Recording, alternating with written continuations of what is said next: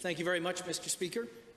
Yesterday's budget left us with more questions than answers. Now, fortunately, I have some answers for you here in the Alberta Party Alternative Budget, which balances in 3 years' time.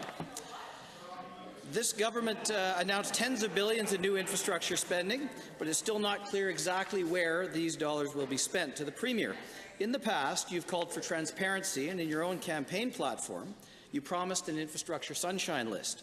Where's the list? And don't you think you should have created one before you committed to spending billions in infrastructure? Alderman Freeman. Well, thank you very much, Mr. Speaker. I think I've already answered this question once, but I'm certainly happy to do it again. When we talked about infrastructure spending and clarity and transparency in the election, we were talking exactly about coming up with clear, accountable criteria that Albertans could evaluate and see and weigh. And that's what we're in the process of doing.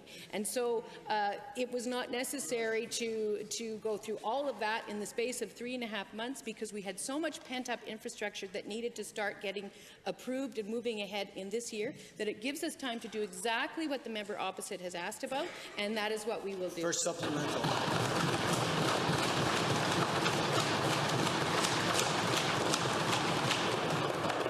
Thank you, Mr. Speaker. Again to the Premier, will you release a detailed analysis of the economic impact and exactly how many jobs will be created by each project so Albertans know they're getting good value for their money?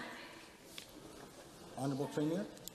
Well, thank you very much, Mr. Speaker. I think that the budget did, in fact, include an estimate of the overall number of jobs that would be created through the infrastructure investment, and so that's what we'll go on. I think that information is already there.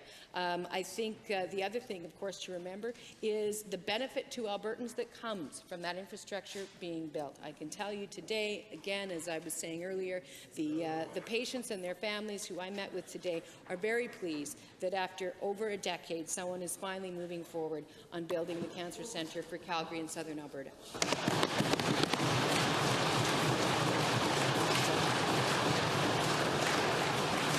Thank you, Mr. Speaker. And while I'm certainly pleased that the Calgary Cancer Centre is moving ahead, I can't help but note it will be nearly a decade before it's completed. Will you commit to the Premier, Mr. Speaker, will you commit here and now that any of the construction jobs created directly by Alberta tax dollars will not be eligible for the ill-conceived $5,000 job creation grant program so companies cannot double dip with Albertans' money?